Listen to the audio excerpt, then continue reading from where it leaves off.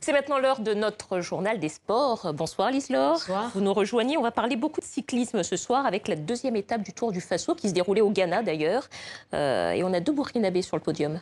Oui, des Burkinabés qui étaient un peu revanchards parce que hier, le premier d'entre eux est arrivé troisième. Alors la grande question du jour, c'était de savoir si le néerlandais Florian Smith allait ou pas garder son maillot jaune. Alors ce matin, c'est le ministre burkinabé des Sports, Daouda Azoupio, qui a donné le coup d'envoi dans la ville de départ, Manga. Pour les coureurs, l'objectif était de parcourir 155 km et rejoindre Bolgatanga au Ghana.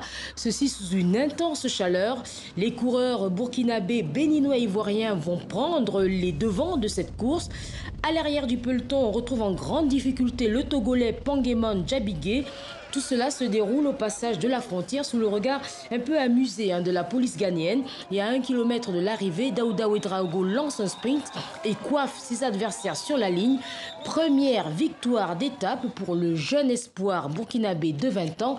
Écoutez sa réaction. J'ai beaucoup appris aussi en Afrique du Sud avec les formations dont on a eu là-bas.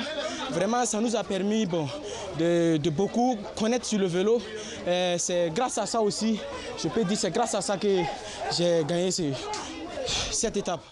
Voilà, bravo à lui. Et l'autre grand gagnant du jour, c'est Mathias Sorgo, lui aussi burkinabé. Oui, et hier, il était troisième. Alors, il s'est encore accroché au peloton de tête et finalement, s'est offert le maillot jaune. C'est une donc première pour ce coureur expérimenté.